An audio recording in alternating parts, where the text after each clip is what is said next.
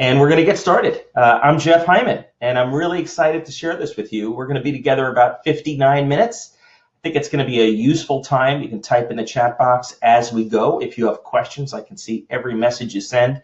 If it's a question that I'm going to get to in a minute, I'm going to set it aside, but otherwise I'll circle back with everyone. I will be happy to send you a copy of the deck, but there is going to be kind of a secret surprise at the end, so you probably want to stick around for that.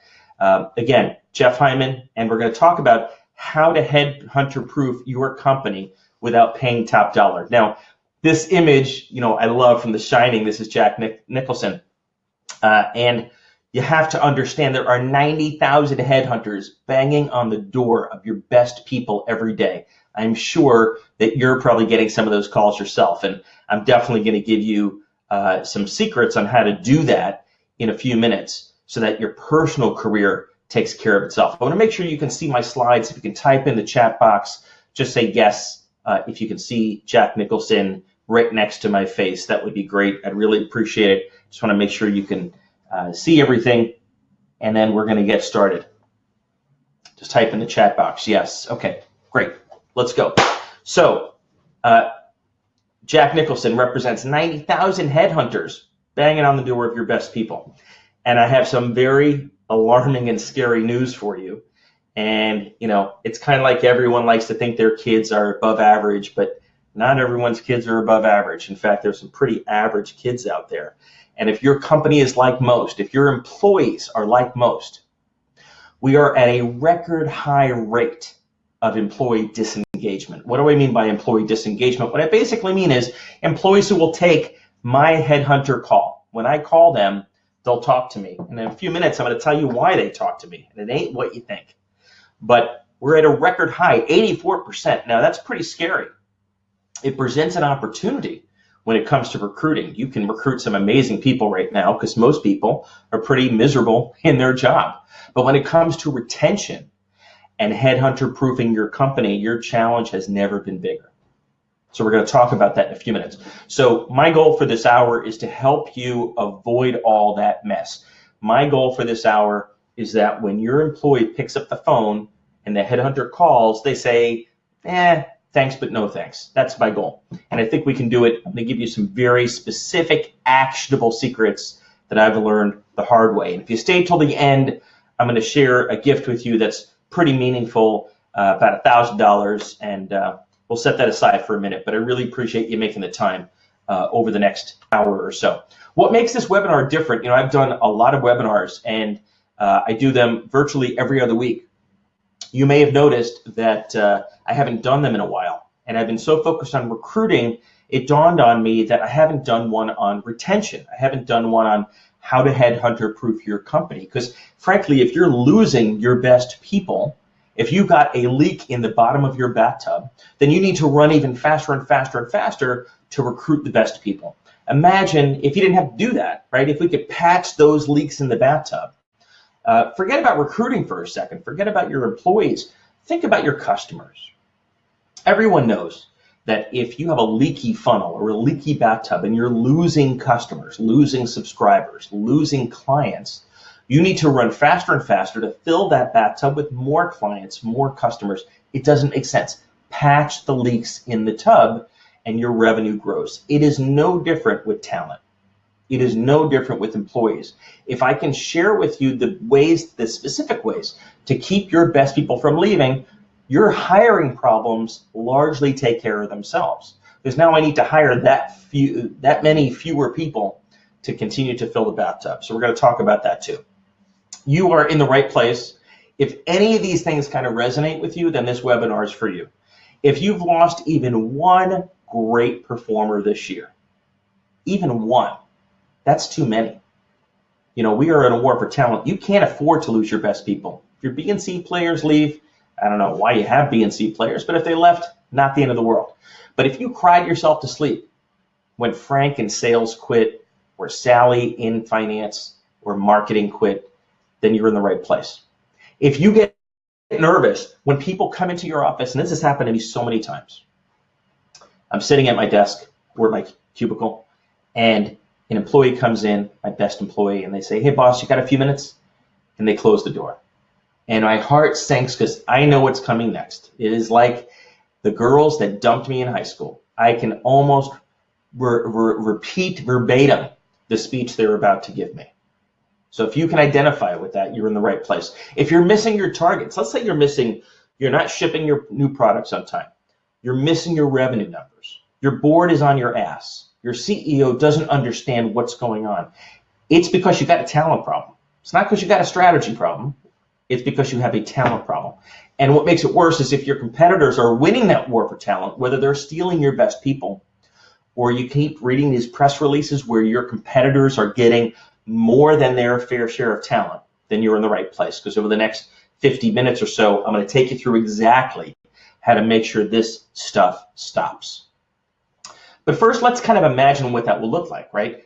Imagine if you had zero turnover, but let's be really specific because I like to be precise about these things. Zero undesired turnover, right? You may have someone in your organization that if they left, you probably wouldn't lose any sleep. Now, I would tell you you should be doing something about that now. That's another webinar, and I've written a book about that as well called How to Fire, to Fire or Not to Fire, right? But that's not the purpose of this webinar. But imagine if we could get to zero undesired turnover. You would sleep like a baby, right?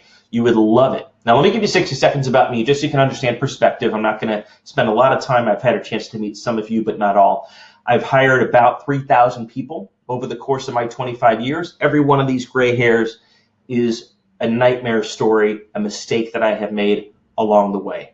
I've been CEO of 4 companies. 3 of them were acquired, and I've made every talent mistake possible.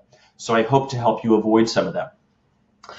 Importantly for this session today, I was very fortunate to be the founder and chairman of one of Chicago's best places to work. And we won a ton of awards, which I don't really care about. What I cared about was that we had near perfect retention. And I'm going to teach you how to do that. Inc. magazine called me the matchmaker. I teach this stuff at Kellogg Business School every quarter. I've got a class on recruiting and retaining talent, and I love doing it. And I also published a book last year on how to do it as well. So to say that I live this stuff is kind of an understatement.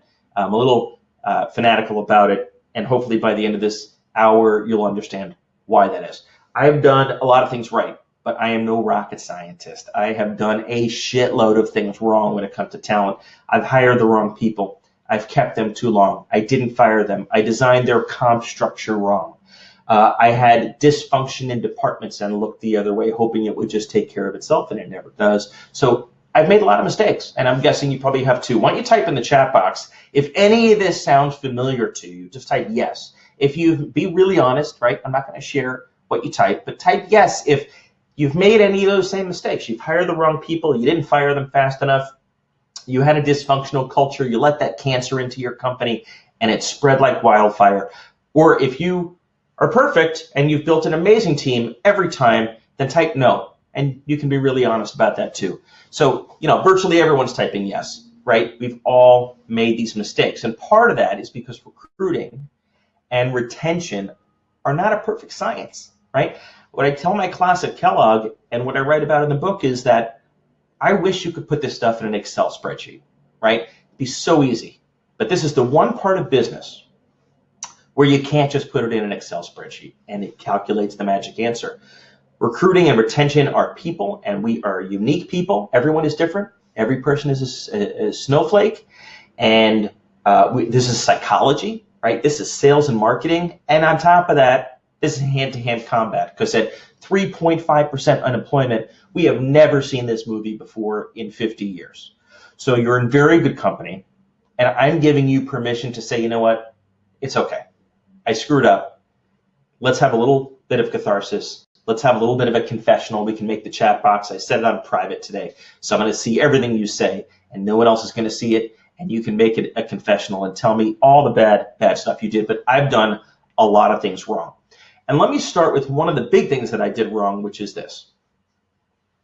For the first half or so of my career, I'm 51 actually. So for the first 10, 15 years, I thought my best employees just wanted money. They were just sticking me up for money. They wanted more raises, more money, more compensation, more equity. And every time we had a review, a performance review, a discussion, every time they came in and closed the door, I always thought that's what it was about. And I was so wrong. I was misguided. No one had taught me what truly motivates people, what truly motivates employees, what truly motivates us as human beings. And I totally screwed it up. I thought it was all about money, sticking me up for money. And I realized in the second half of my career, it's not just about the money. I also realized that employees would leave, and then I would talk to them and be like, you know what, the grass isn't greener over here. Yeah, I'm making some more money, but I'm really not happy. Some of them even came back, which is great. I also have learned that most executives have no idea, just like I didn't, what motivates people and what gets your best employees to stay. And I'm about to share with you the specific ways to do that. And no one teaches this stuff. No, I teach a class at Kellogg on this stuff, but I didn't learn, and many of you probably didn't either, because they don't teach this stuff in school. You learn it through the School of Hard Knocks. I discovered it the hard way. So my hope for this session is that I'm going to help you cheat and give it straight to you. Now, you can do it or not do it. I tell my classes at Kellogg, it's simple, but it's not easy, right? You have to do it repeatedly over and over. It's like a muscle, and you train it. But when you do, your culture is unstoppable. Your team is unstoppable. And that's what enables great business performance. It's not about the best strategy. It's not about the coolest, sexiest website. It's about the best team. Whoever fields the best team wins. Now, the hard way to do it is to lose sleep at night worrying, like I did, that the best people are going to resign, right? You have a few integral people in your company. Let's use a real life example. Early in my career, I was head of sales, had about 20 sales reps. But there were 3 sales reps that if they left, I was screwed, because those 3 accounted for a disproportionate amount of our company's revenues. So I literally lost sleep worrying that those 3 people would resign. I had no idea how to make sure that I locked them in, and it was not just about money. So what I did was I tried to pay top of market. I figured that would solve my problems, and I would overpay for people, and I found that my best people still left. Or they would put a gun to my head, like I showed you, and I would have to scramble, put together a counter offer. They said, well, I've got an offer from another company, and I'd have to scramble with counter offers, which don't work anyway. So what I did was I kind of assumed that the revolving door was just part of business, and it's not. I'm here to tell you that you don't have to do it. There's a totally another way to do it, and I call it headhunter-proofing your company. When the headhunter calls your best people, let them listen. You want them to listen. You want them to appreciate how good they've got it and how great a leader you are, but you want them to say, thanks, but no thanks. Now, I'm shocked as a headhunter. That's what I do by day, right? I teach Kellogg by night. I write books on the weekends, but by day, I'm a headhunter. And I'm shocked at how many people will talk to me. 84%. We've never seen employee disengagement this low. They are all miserable. Most of your employees are not very dialed in. They're not very sticky. And I'm going to help you change that. But I've learned how to do that. Almost perfect retention without breaking the bank, and that's our goal. Now, here's the important number to know, and this has been statistically proven. When an employee moves from one company to another company, the average compensation increase they move for, or that they see, is 18%. 18%. If you think about it, after taxes, it's really not life-changing money. I almost never see people move and they double their comp or triple their comp. You hear these stories, but those are few and far between, or 50% increase. I see people move for laterals all the time, laterals in compensation. I see people move for 5 or 10%, but the average is 18%. And here's the really scary part. This is the alarming part. Every time one of your people leaves, and this is the average employee, forget about your best employees, it costs you 33% of their comp to backfill them.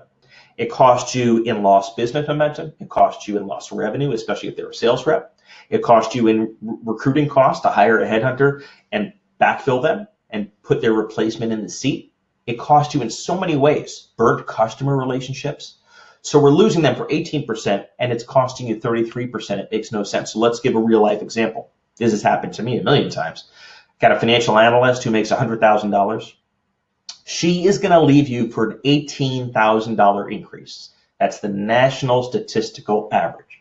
And it's going to cost you $33,000 in hard costs over the next year to backfill her. That math is just silly, right? It makes no sense. You're going to pay double to go out and find a stranger off the street, which also introduces a lot of risks, versus pay her what she needs to be compensated. And it's not just about compensation. I see this movie every day. Here are the latest numbers. This is some pretty scary shit if you ask me. This is the likelihood of your high performers to leave you. Let's go through it really carefully because it's pretty scary. 1 in 5 of your top performers, by the way, this is your best performers. These are your best athletes. 1 in 5 plans to leave you in the next 6 months. And I know you think your business is better than average, you're a better CEO than average, whatever. Let's assume that you're average, just for the purpose of discussion. 20% are planning to leave you shortly. And more than half will take my headhunter call. Just pretty scary stuff. Your bottom performers, of course, no one wants them, so they're not going anywhere. But you have a lot to worry about with this low employee engagement rate.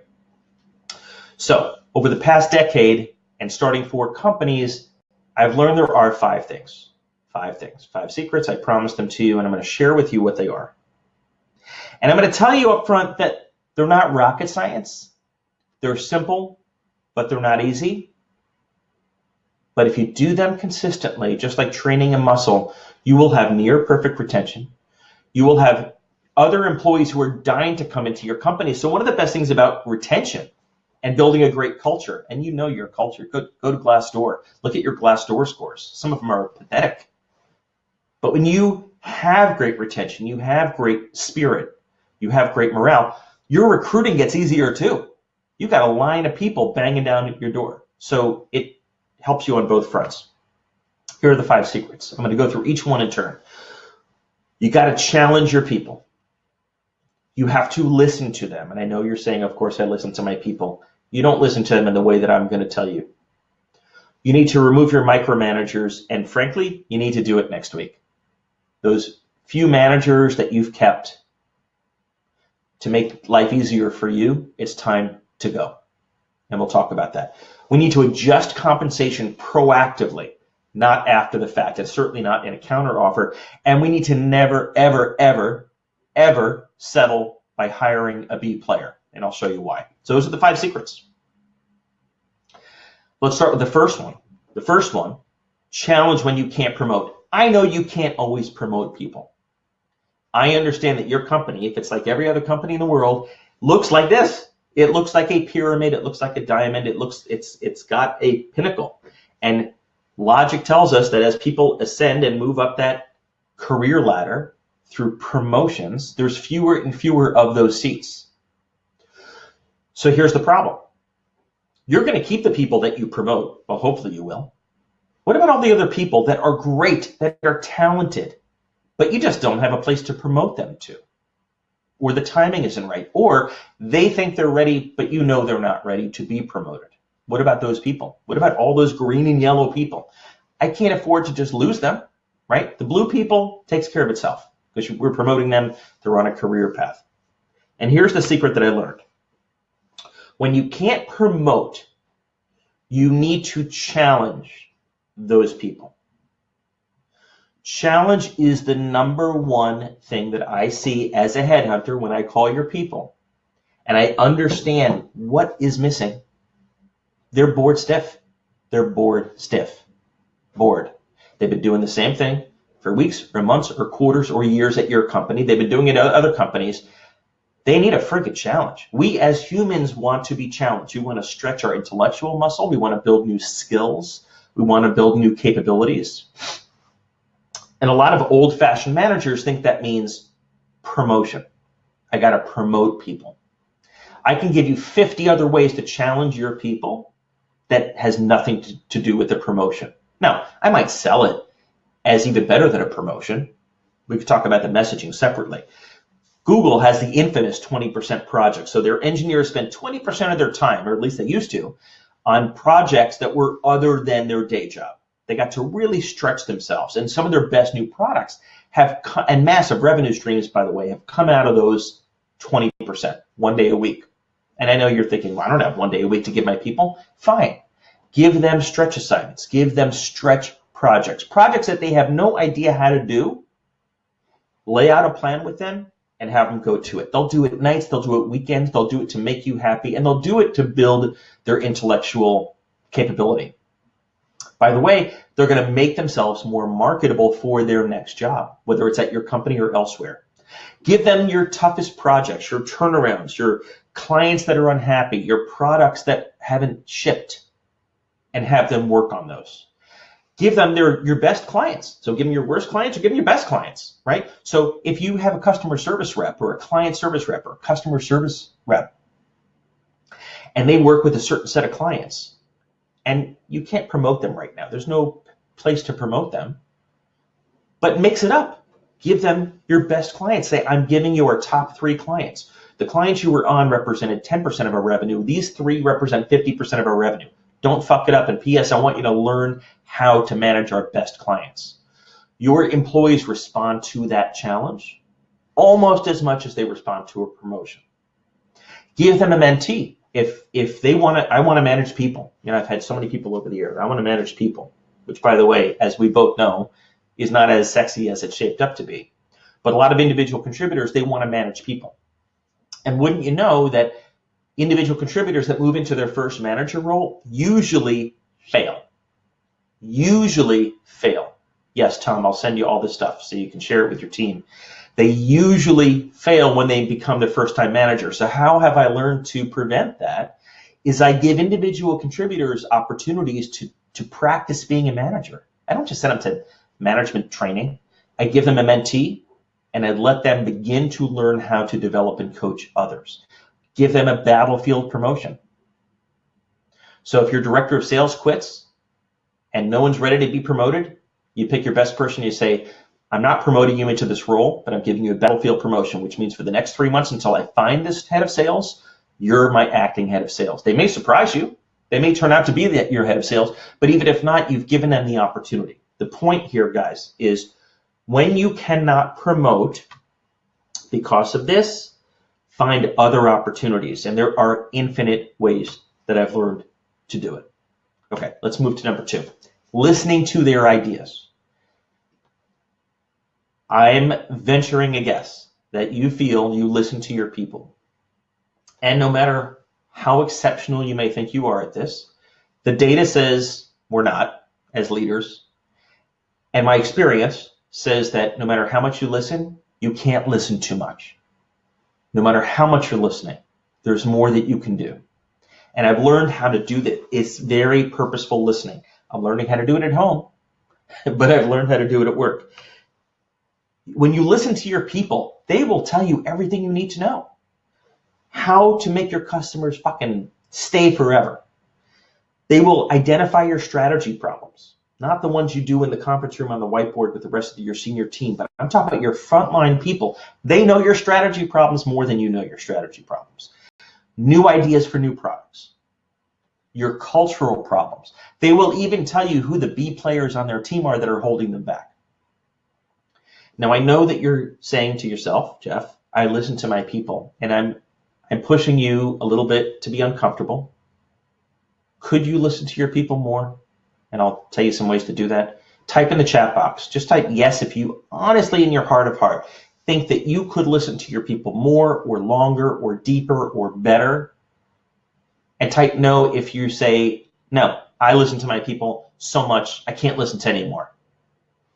The key here, folks, is that part of it, everyone's typing yes. We all know we could do it. And we don't do it because we're too busy, right? I'm too busy to listen to my people. When you think about that, it's kind of insane. Because if you listen to your people, they will feel listened. They will stay, because most people take my headhunter call because you're not listening to them. They want to be engaged. They want to give you the answers. They want to be heard. Even if you don't do what they tell you you need to do, just being heard, I've learned in relationships over time, especially my current relationship, when I listen and shut up and just take on board that information, even if I don't make the change or do it, the other person feels heard. And that's so super important. Put yourself in their shoes. You feel the same way. Here's 2 actionable ideas. Actionable. Tiny Pulse. It's a company I have no vested interest in whatsoever. This is not an affiliate link. I make no money from it. There are others like it. This is a weekly pulse check of your people. And at my previous companies, I set it up. It costs almost nothing. It's a simple SaaS little thing, and it tracks their score. And every week I could see how I was doing on communications, on listening. Your people will tell you. Now, you got to make it safe. You got to be anonymous. And when they listen and tell you shit you don't want to hear, you cannot bite their head off, because they will never tell you another thing as long as you live, as long as they work with you. Tiny Pulse, and there are other great tools to do that. Okay? So send me an email if you want. I'll send you a whole bunch of them. They cost almost nothing. They will give you a weekly pulse check, just like you check. I wish you checked this like you check your stock portfolio charts every day. You should know where your people are at every day. And when I see things going like this, which I have, I know I got a problem before it becomes a real problem. Here's number 2. And this is pretty sad that I even need to include a slide on this. But I'm assuming you do weekly one-on-ones with your people. I'm going to give you the benefit of the doubt. But let's be very honest with each other. How many of your managers are doing the same with every one of their people every week, reliably, week in, week out? Or how many of them put it off? I got to cancel it. I'm going to be traveling, blah, blah, blah, blah, blah. These have to happen. I've made them a religion in the companies that I've started and led. People look forward to a one-on-one with me because I'm not coming in with my laundry list of stuff to beat them up about. I'm not coming in with a laundry list of stuff to delegate to them. They set the agenda. That is the key for a one-on-one. And it can be 20 minutes, by the way. It doesn't have to be 2 hours. I tell my people, you're setting the agenda. This time is yours, is religiously guarded. I don't care if I'm traveling. We're going to do it on Zoom video, not text, not email, but video. If we're not going to do it in person, and you set the agenda, what's on your mind? And I want to talk about it. I'm assuming you're doing that. Unfortunately, I can guarantee your managers are not, because managers get busy, and this is the first thing to go. It's got to be the last thing to go. So next week, I'd like you to ask your people, your managers, are you doing your one-on-ones every week? And never stop that drumbeat. Let's move to number 3, which is related, which is your crappy managers. Type in the chat box, please, yes or no. Yes means you have a manager in your company right now that you know is a crappy manager. They're a micromanager. They're a terrible manager. Whatever. Type yes if you have even one. Or type no if you are so happy with all of your managers. They're amazing managers. They're inspiring. They're great leaders, etc. Everyone's typing yes. And so the question becomes, why haven't you removed them? By the way, remove doesn't mean fire. You can reassign them to an individual performer role. You can move them to a team where they'll be a better, a more effective manager. I'm not saying they need to go, although most of the time they do. And here's why. You have managers today in your company that I can guarantee you are micromanagers. They're uninspiring. They're demotivating. They don't recognize their people, and they're not transparent. And one of the biggest things that I hear when I pick up this phone and call one of your employees as a candidate is, my manager stinks. I have no chemistry with my manager. She's a micromanager. He doesn't recognize me. They're not transparent. I know this takes a leap of faith. You'd be better off removing that manager and firing them and having no managers at your company for some period of time than having one of these people on your team. They're that bad. If you don't believe me, you can look at the data, and I'll show you the data in a second. So here's how you know if you've got a problem. Next week, get your one-on-ones with your team, your department heads, if you're an investor, maybe your CEOs, whatever it is. I want you to ask them a couple of questions, and the results are going to be pretty scary to you. Ask them the career aspirations, not their career aspirations, but the career aspirations of their people. So pull out in front of you the org chart and say, okay, John, Mary is your top performer. What are her career aspirations? What are her kids' names? They will not be able to tell you. They've exhibited no personal interest in their people, which makes them feel invisible, which is what entices them to take a headhunter call. You want to talk about headhunter-proofing your company? Use the kids' names rule. I've used that rule, and I suck with names. But if you don't know your direct reports' kids' names, there's a problem. What is their development plan? They want to progress, and I can't promote them, so how are you challenging them? What is the risk of them leaving, and what are you doing now to prevent it? And I don't mean giving a counter offer when that day comes. And finally, what is your succession plan? So Sally quits on a Monday. Who is taking her job on Tuesday? And if your managers can't tell you the answer to these questions, I am telling you, there's a problem. This is how to headhunter-proof a company. It's not what everyone thinks. Pay more. Yes, you have to pay enough. We'll talk about money in a minute. You have to pay enough, but you don't have to pay the top of market. You don't have to pay more than your competitors. You have to pay enough. This is the stuff that gets your people to say no when the headhunter calls. Now let's look at the data. So you don't have to believe it from me, I'll give you the data. 25,000 employees surveyed last year. 40% of them who don't rate their manager highly are interviewing for jobs. 40%. So most of you typed yes. You said, I have at least one bad manager. 40% of her team is interviewing for jobs. You don't know who, and you won't know until they come and put a gun to your head, and you have to decide if you want to give a counter offer, which you shouldn't because counter offers never work. Now compare that to people who rate their manager highly. 10%, they're not interviewing for jobs. It's pretty compelling. 4 times. Because to that employee, their manager is the company. You may be the CEO, you may be the founder, you may be the VP of sales, VP marketing, you may be a private equity investor. That's great.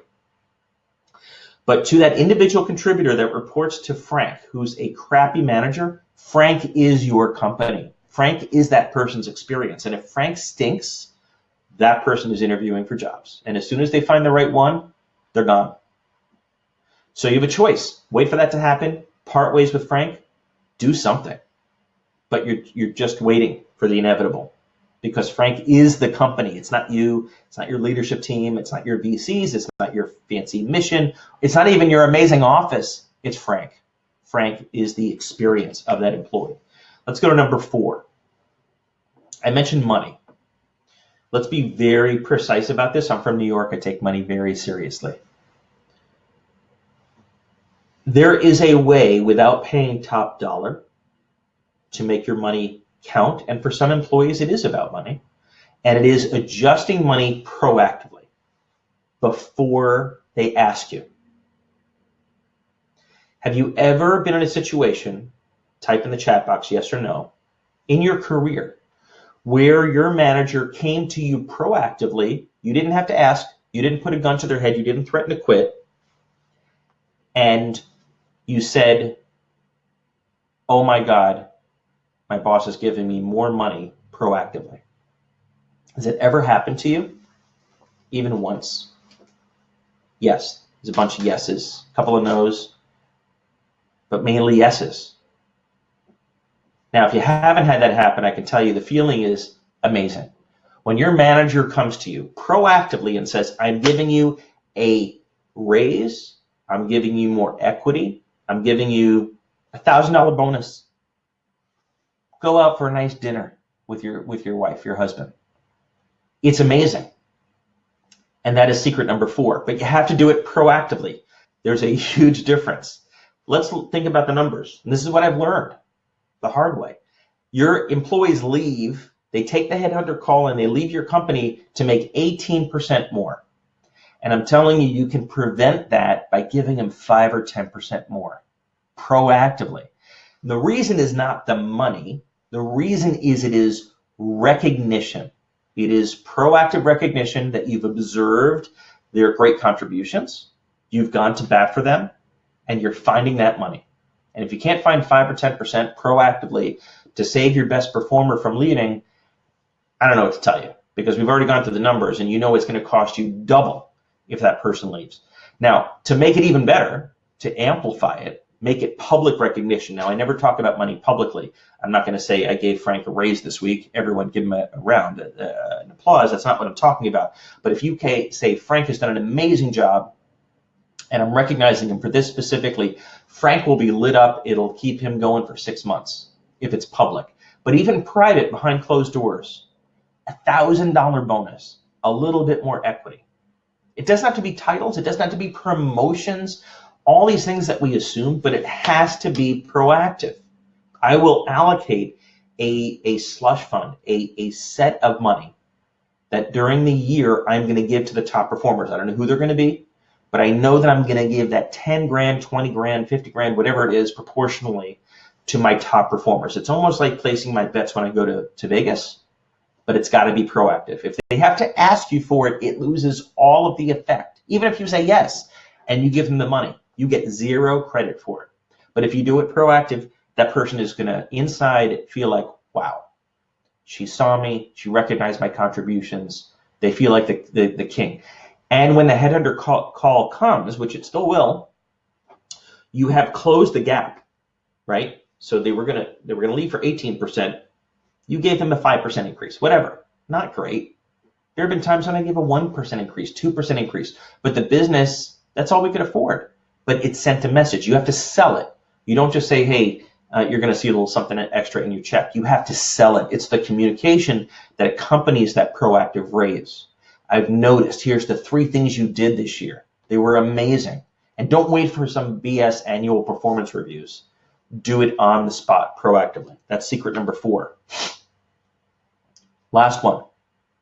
This is probably the biggest. And those of you that know me know that I am like a hammer looking for a nail on this one. Never, ever settle by hiring a B player. Now that's recruiting.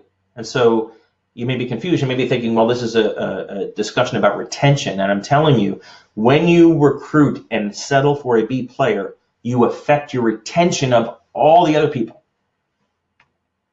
And it's not for the reason you may think. Now, yes, we're only as strong as our weakest link. You know this, right? So every time you settle, and I know you've done it before, in fact, type in the chat box right now, please.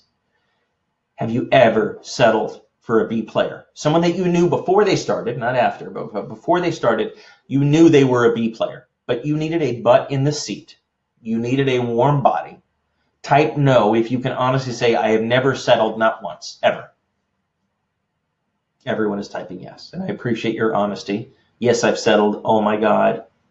There's one expletive I can't even say to you. It's pretty sad. We've all settled. But the reason that you may think you shouldn't settle is the team is only as strong as its weakest link. That's great. That's not it. Think of a relay race. Now, I am the most unathletic person you will ever meet. But I've studied this, and I know that in a relay race, that person who makes the team lose because they tripped or dropped the baton or fell behind or whatever, everyone else on the team looks at that person and says, this isn't fair.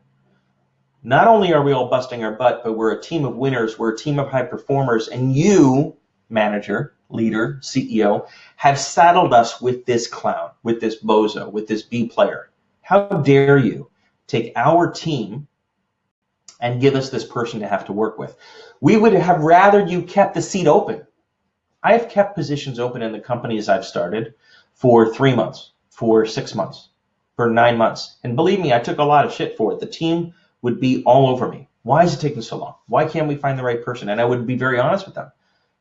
I'm still looking. We haven't found a rock star, and I'm not burdening you with anything less. And they would find ways to fill the gap, to step in, right? They would divvy it up and say, okay, you do this task, you do that task, and we can hold it until we find the right person. It brings the team up. When you burden your teams with a B player because you settle or you're trying to get off cheap, you put everyone on that team, especially the top performers, at risk. What happens is the top performers start to take the headhunter calls, and you are now left with a team of B and C players. And if you think you're going to win with that, well, we know the answer. So you have a choice, and the choice is never, ever settle for a B player. So how do you do that? Now, I teach this stuff. My book is filled with it. My online course is filled with it. I teach this at Kellogg. I'm going to just give you the 60 seconds version. Whenever you're filling a role, you start with the scorecard, because if you don't know what you're looking for, you're sure not going to find it. And I make my clients develop a scorecard with me so we know exactly what we're looking for. And we say we're not going to settle until we find this person. Now, there is a reason every single thing is on that scorecard. That's another discussion. That's a recruiting discussion. And then every time we meet a candidate, we rate them from 1 to 10. I don't care if you use 1 to 100, A to F. I don't care. I use 1 to 10. I'm not a numbers guy. And I will not hire someone who is 1 to 7. Now, you almost never meet 10s. They almost don't exist. But when you find an 8 or a 9, you do whatever you have to do to get them onto your team. Create a role, change the comp structure, get rid of a 3 that you've been towing for 2 years to free up the money to pay this 8. These are game changers. And when you do make a hiring mistake, and you will make them, I've made a ton, don't ignore the early warning signs. If you know within a week or a month that you have made a mistake, as soon as you choose not to deal with it because you're too busy or too lazy or too frustrated of recruiting, that team looks at you and says, I cannot believe he's not dealing with this. He made a mistake. We all make mistakes. Don't make a lot of mistakes, but made a mistake.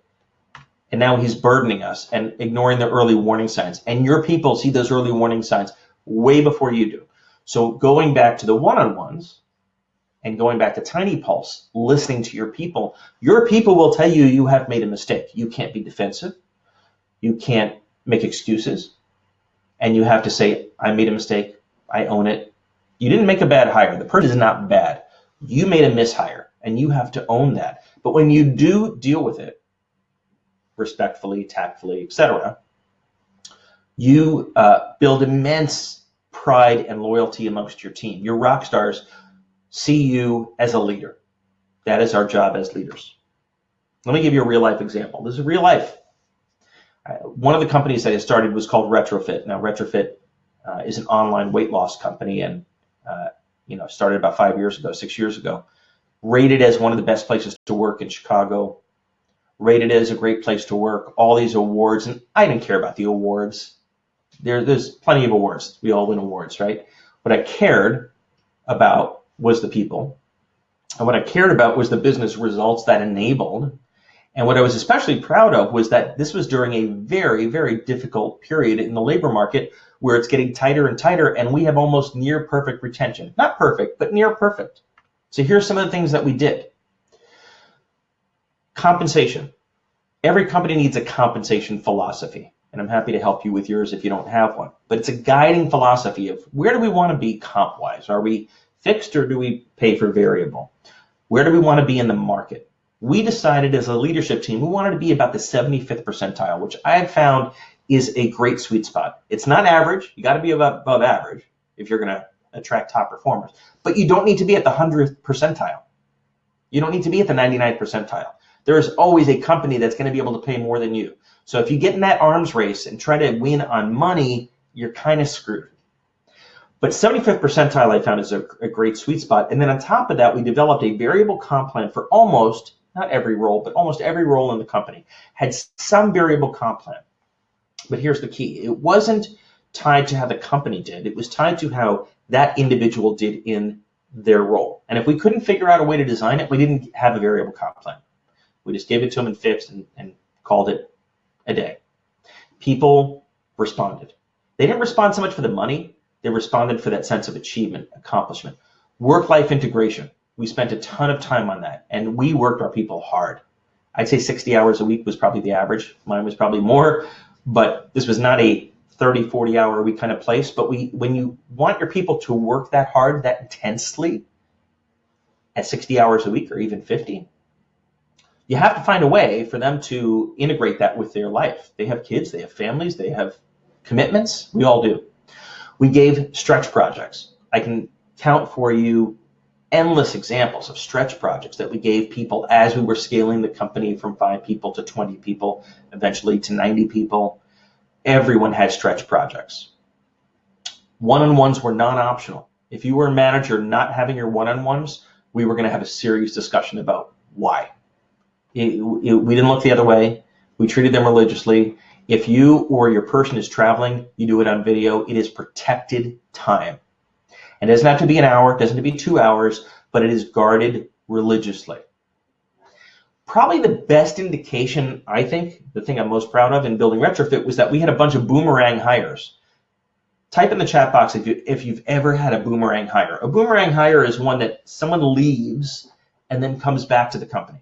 So they resign, they give notice, you're upset, they're upset, they leave, you stay in touch with them, they find that the grass is not greener, and leaving for 18% increase was silly, and then they come back. That's a boomerang. We had a number of those, and I see a bunch of you typing yes, so you've had those too.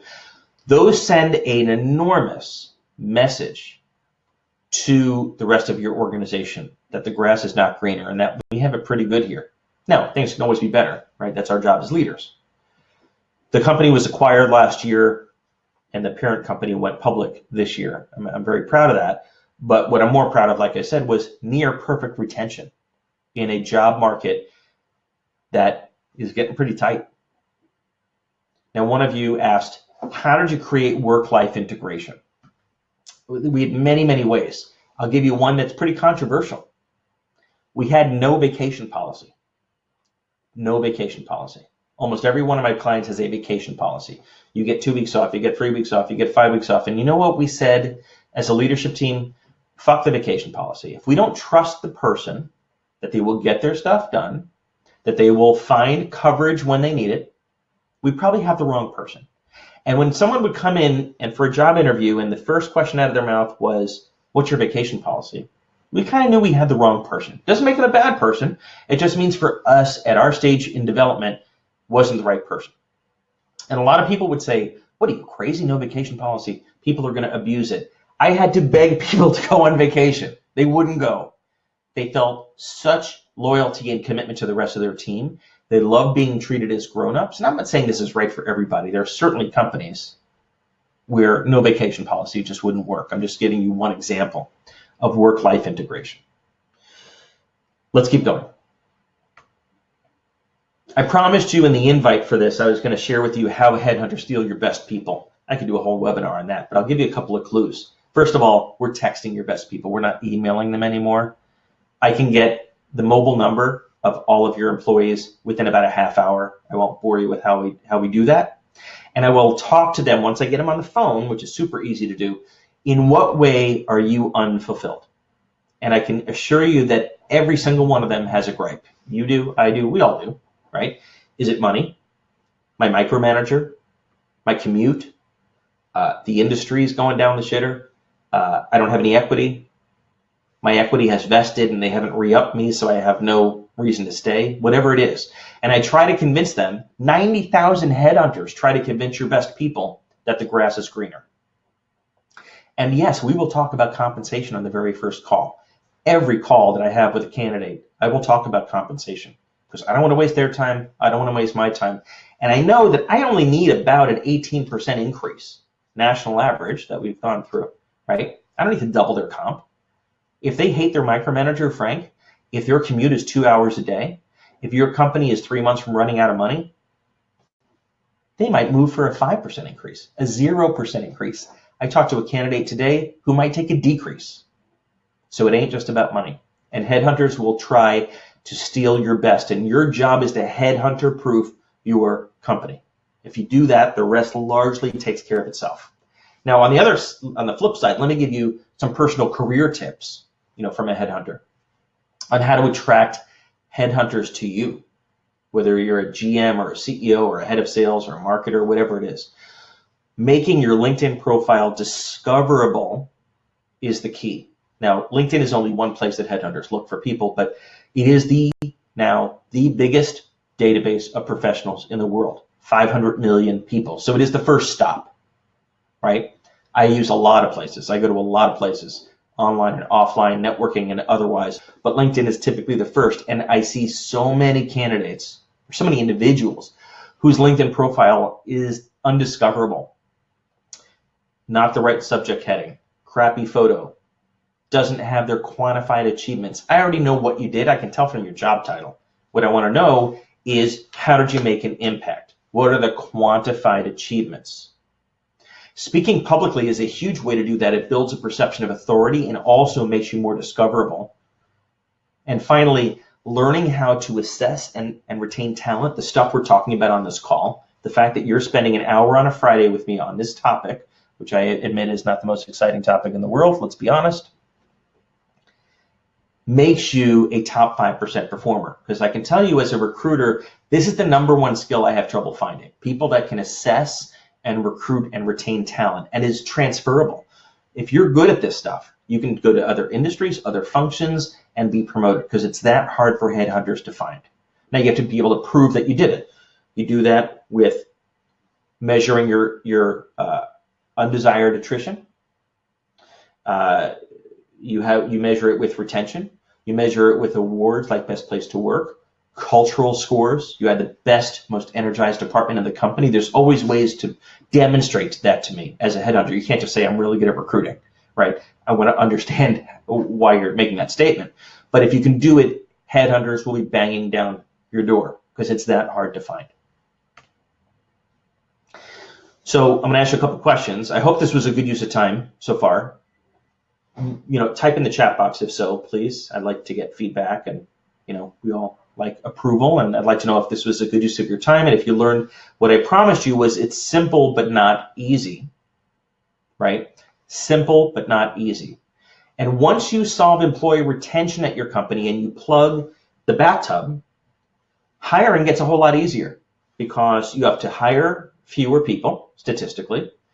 Number two, it makes it easier to attract people. When you have great talent and great energy at your company and your Glassdoor scores are amazing, don't you think it makes it easier to recruit and hire? Of course it does. But you still have to hire. So I'm going to give you a sneak peek of something. If you can stick with me for the 5 minutes remaining that I asked, I'm going to give you a totally new way to think about recruiting. And I give you a sneak peek of something that I've been building now for 9 months. I started earlier this year. We've been underground, and we just launched this, and I'd love to tell you about it because it's really about finding the best candidates. And the question is, how do you do that? How do you find the best candidates? Of course, you know that tapping out your network is the best way to do it. Your personal network and your employees' network, hopefully you have an employee referral program. Those are the best ways to find people. Until now, you've had two choices once you tap those out. The two choices were job boards and headhunters. They both have a lot of problems. Job boards, there are 2,000 job boards in the US. Indeed, ZipRecruiter, CareerBuilder, Glassdoor, you've heard these websites. And headhunters, executive recruiters, search consultants, whatever you want to call them. Those are the two ways. And over the past few years, what I've started to realize is neither one is really perfect for every situation. Job boards are okay sometimes. Headhunters are okay sometimes. But there's a big gap in between. And part of the reason is because we're at record low unemployment. We're at 3.5% unemployment. That means that only 20% of people are actively looking for a job. When you post something on a job board or your company's website, a job posting, you're only reaching 20% of the population. Because 80%, while they're unhappy, they're not actively looking for a job. Fewer people are actively looking for jobs. So you just do the math. I think you'll be thrilled with this idea. I'm hoping you will. And it's something I've worked pretty hard to develop. It's called shortlist. Shortlist. It's a totally new way to kind of think about this. It's not a job board and it's not a headhunter. It's a new category. It's a new way of doing this. And the goal, as I talked with people that have trouble hiring, is they basically said, get me right to the shortlist. Like, I'm going to skip all the noise and help me figure out a way to funnel it down to the key people I should be talking to today and put them in front of me so I can hire my one. That's what shortlist is all about. That's why I created it. We started it in beta about 3 months ago, and now it's launching nationally. And it's pretty cool. And here's what it does.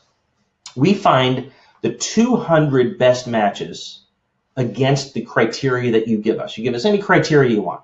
Location, industry experience, functional experience, years of experience, certain schools, whatever you want.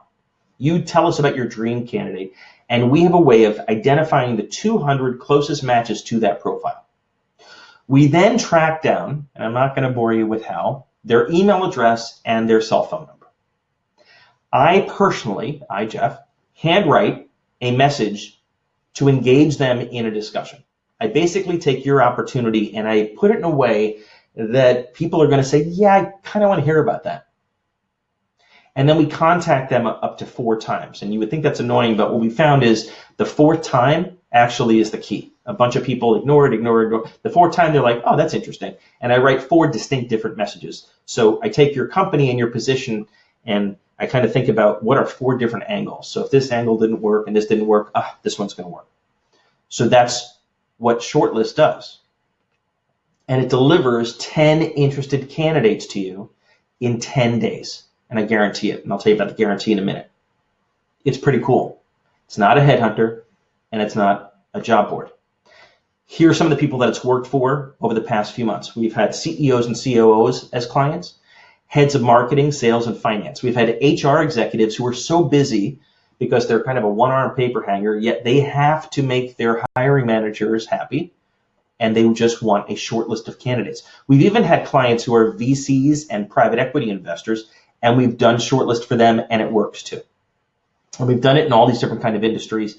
What I've basically found is it will work for any role above $50,000 a year. So not every single job, but anything over $50K per year, almost regardless of the industry or the city.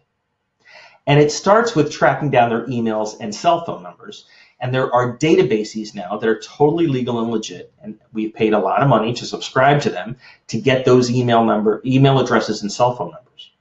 And unlike selling something, what's neat is candidates actually like hearing about it. It works for virtually every industry that we've tried. And if it doesn't work, if I don't think it's going to work, I'll tell you, I don't think it's going to work. Here's an example. So Alex Stepien is the CEO of CapEx, and I love this example, right? It's about a 70-person company, very hard to afford headhunters. He says it saved him $84,000 on one search. He hired a very senior person. He was going to pay about $90,000 roughly in headhunter fees, and we saved him a ton because we take the unwashed masses and we get it down to a short list, which we then turn over to you. Now, we don't do everything. I want to be very honest about that. I'll tell you what we do and what we don't do. But first, imagine if you could avoid job boards and you get that big stack of resumes, when you have your cup of coffee and you spend your weekends, and then, you're going through this list, this big stack of unqualified applicants. Let's be honest, most of them are unqualified. Or you spend your time on LinkedIn digging through profiles, and you got to pitch your story over and over and over. Imagine if you cut through all that nonsense and not have to pay a headhunter fee, because this is not a headhunter. You basically had 3 choices. You could either do it yourself, or you could hire a headhunter. Now there's a third option. You can kind of skip right to the short list. Sean runs a private equity-backed company in Minneapolis called Vanco, and we delivered a short list of great candidates for him to meet with, and he saw a broad cross-section of the market. There's nothing more reassuring when you're hiring to know what's out there. And Shortlist delivers 10 people, at least 10, who are interested in talking to you about the specific role. Kevin is an Atlanta CEO of a software company, a super cool VC and PE-backed company, and it found him an SVP of marketing. So it works for senior roles, it works for junior roles.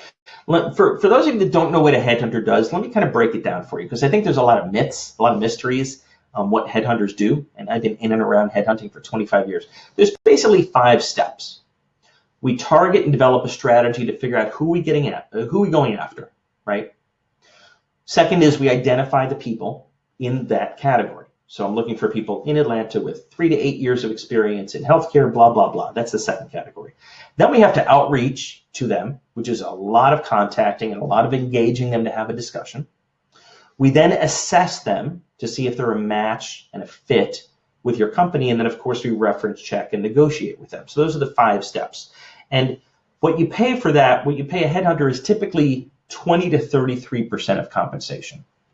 I like to tell people this is one of the last price fixed industry. Almost every headhunter charges the same amount, and it's not a coincidence. This is a price fixed industry. 20 to 33% of comp. So a $100,000 director of marketing or $100,000 anything will cost you $20,000 to $33,000.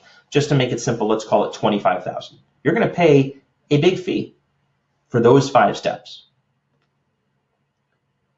Let's break it down. $5,000 each step, right? $5,000 to do the strategy and the targeting, $5,000 to find the people because there's a lot of research involved, $5,000 to do the outreach and engage with them, $5,000 to assess them, $5,000 to do the reference checks and negotiate. They all take about the same. So 5K times 5 is 25K. What happens if you only need those 3 steps and you can take it the rest of the way? And this is what I started to hear from executives over the past couple of years. They said, you know what? Just get me the shortlist. Help me figure out how to target the right people, identify them, and then outreach to them. I know how to assess. I've been interviewing people my whole life. I know how to do that. I don't need you to do that. Why am I going to pay you to interview candidates that I'm going to interview too? And I started thinking about it, and I realized it was my ego. I was like, no, only I can assess. I'm a headhunter. And I realized maybe that's not always the answer. And they know how to reference check too. You probably do. And negotiate the deal. So chop off those 2 pieces. Now we're starting to save some money and PS save a lot of time, right? We're at 15,000 instead of 25,000. And that's for a $100,000 employee. Double those numbers if it's a $200,000 VP of sales or VP of marketing. You're talking 30K versus 50K. You're saving $20,000. It's a big difference. Not to mention the time. You know, the average search process for a headhunter in the US is 90 days. And we have learned how to do a shortlist in 10 days. 10 days every single time, predictably. I can tell you from day one, we've done it enough times that we can deliver in 10 days. And if we can't, I'll tell you up front, we're not going to be able to do it. But if we can and commit to it, we get it done in 10 days. That's saving 80 days. It's a lot of time. What's the time value of that role, of that sales rep, of that VP of finance, whatever it may be? So saving a lot of time and saving a lot of money struck me as a pretty good idea. Now, I'm going to be honest with you. It takes us a lot of work to do this. We don't magically find these candidates. We have to dig everywhere, but we're doing it so you don't have to do it. We go to LinkedIn, we go to Twitter, we go to Facebook, we go to about 37 sources that we have found to find candidates who may be a prospect. And then we track them down, including their emails and their phone numbers, and we find the 200 best matches. I'll tell you where we don't look is job boards. We don't post your job. You can do that. That's $300. But like I said, you're only reaching 20% of the market. Imagine reaching now the other 80%, the passive job seeker. That's where shortlist comes in without having to go to a headhunter. Glenn Trout is the CEO of a very successful hundreds of millions of revenue Velocity EHS SaaS company in Chicago. In weeks, we got him his head of sales. And then 3 people he couldn't even pick. So the stuff works. And I was kind of surprised by how well it worked. And that's what got me to decide to launch Shortlist. So what you get when you use Shortlist is targeting the people, identifying them, and then outreaching to them. And normally that would be $15,000. I ran you through the numbers. I'm not going to charge you $15,000. I just want you to realize that that alone would be a great savings versus a headhunter, not to mention a fraction of the time. But I'm not going to charge you that because I think that's not necessary. We've learned how to do this in a scalable, repeatable way. Before I tell you the price, I'll also include the complete course. Now, I developed this course a year ago to teach people how to interview, how to assess candidates, how to do reference checks, how to do backdoor references, how to do a test drive. And it's $997. I include it with the shortlist because when we deliver the shortlist to you, you still then have to interview them and assess them. We're not doing that. You are. But I found that this course, which is a full video course with 30 modules, has been very useful. Dayton Ogden runs recruiting for Summit Partners, which is one of the biggest private equity firms in the world. And he says, if you take one course to grow your company, take this course. It reveals exactly how it's done. Brad Feld, one of the top VCs in the world, says that the complete course shows you how to do it, shows you how to recruit, shows you how to interview. So when you take the short list, which gets 10 people to you in 10 days, and then you have the video course as a reference, which, by the way, I don't care. You can share with your whole company if you want. Teach your managers how to hire. Even if you know how to interview. Imagine if all your managers now knew how to interview too. So here's what you get. You get the targeting. We go out, we find them, we identify 200 best matches, we engage with them. I write the emails, I write the texts. They're coming from me, Jeff. And I don't know what it is, but there is something about someone being approached by a headhunter versus an employer. Maybe it's a little bit of mystery, maybe it strokes their ego, I don't know. But when it's a third party, a headhunter, it seems to work. So when you add all that together, it would be $16,000.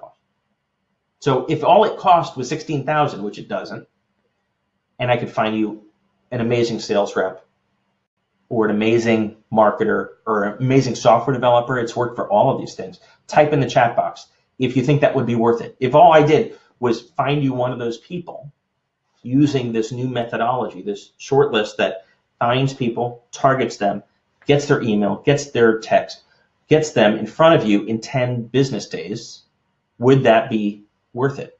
I'm not going to charge you that kind of money. I couldn't sleep at night if I did, but I think it would be a pretty good value. You've seen some of the clients, they love it.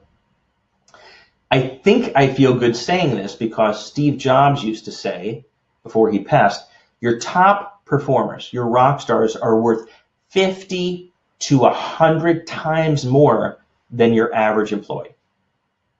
So what's a little bit of money to recruit them and retain them? So it would be a pretty good deal at that money. I'm not going to charge you $16,000. That's crazy. The normal price is $8,000. That's kind of where I've pegged the price of a shortlist. And by the way, it's a flat fee.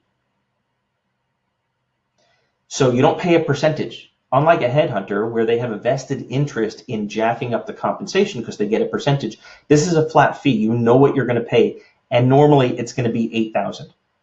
But because you came, and because you spent time with me, it's $4,000. I'm cutting it in half. And I'm cutting it in half because I want to show you, I don't have an interest in doing one shortlist for you. I have an interest in helping you fill every seat in your team with a rock star and never again have to use a headhunter. It's $4,000. Compare that to the cost of a headhunter. So let's say we're hiring a headhunter to find an executive. You could spend a lot of money. I'll show you some numbers in a second. I'm also going to include 10 of my books for your team, your leadership team. This was a best-selling book last year. I'm going to give you 10 copies. We'll ship them to you, and your whole team can have my book, and I'll make myself available for questions as well. Christy Hefner, who used to run Playboy, says that this book is really helpful. It shows you step by step because it's built on a very deep experience in this stuff. I've lived this stuff now for 25 years. So you include the course and the books on top of finding these people, identifying them, writing the text, writing the emails.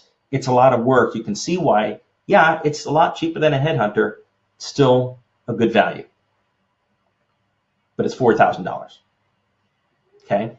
And you go to startmyshortlist.com to start the process.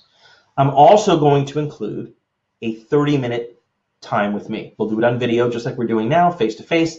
30 minutes, I charge $500 for that. I'm going to throw that in too because I want to make sure not only do you have the candidates on the short list, I want to make sure that you have the course to teach you how to interview them, but I want to help design your talent strategy, which is the overarching engagement strategy of how to attract great employees. I can't do that for everyone, but for the first 10 that do a short list next week, I'll include that too. So it's a lot of value. It's almost 17 grand value, and it's $4,000, which I think is a fair price. You can decide for yourself if 4,000, which is definitely more than a job board, which isn't helping you, it's a lot less than a headhunter. It's a pretty good value. And when we start the short list, we start with the blank slate like you see here. And we send you 5 benchmark candidates because I want to make sure we're on track. So you go to start my short list, you tell us exactly what you're looking for. You don't put in a credit card. We send you 5 benchmark candidates in 48 hours to make sure we're on track. Is this what you're looking for? You say yes, and then we're off to the races. So we start with this blank piece of paper every time. We're not just hawking the same resumes. Here's the best part, the guarantee. If I can't find 10 within 10 business days, we will prorate the fee accordingly. So if we only find 5, we'll cut the fee in half again. I have no interest in taking your $4,000 if we don't deliver it, because what I'm really interested in, to be honest, is helping you throughout 2020 cut hundreds of thousands of your recruiting costs and get these people on your plate in 10 business days.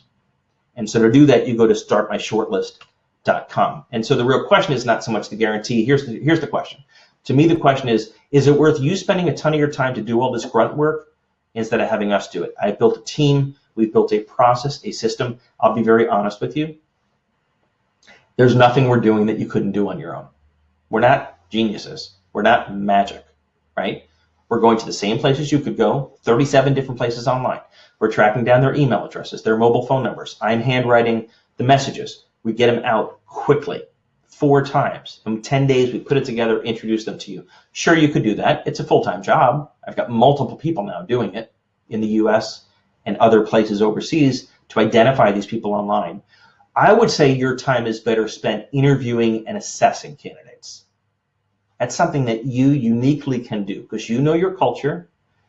The online course will help you figure it out. The book will help you with the whole interview guide of what questions to ask. But you can get a shortcut to those 10 people with the shortlist. Here to me is the best part. This is what my clients so far have loved. The price doesn't change. It's $4,000. So if you're hiring a $100,000 financial analyst, a headhunter is going to cost you 25%, $25K. Shortlist is $4,000.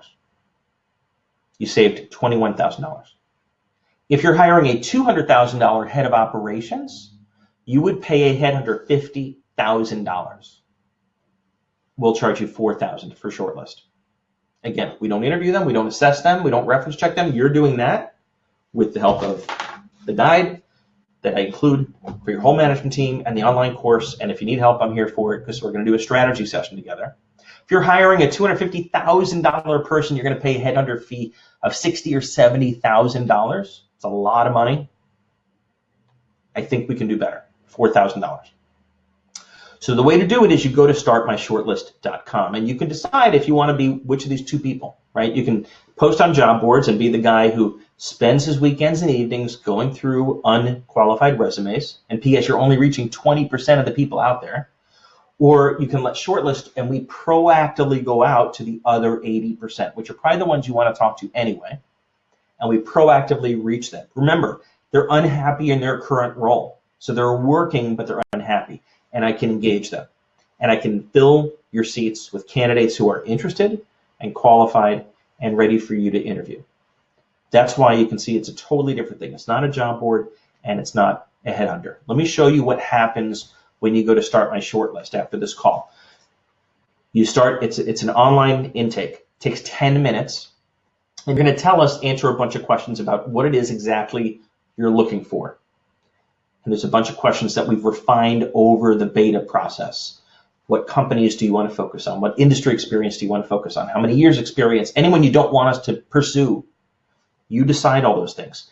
And then you're going to get 5 benchmark candidates without even entering a credit card. Now, a benchmark candidate are 5 people that we believe match what you've told us you're looking for, because I want to make sure we're on track. Then you say yes, and we pull the trigger. We're going to find 200 people just like them and do all the research.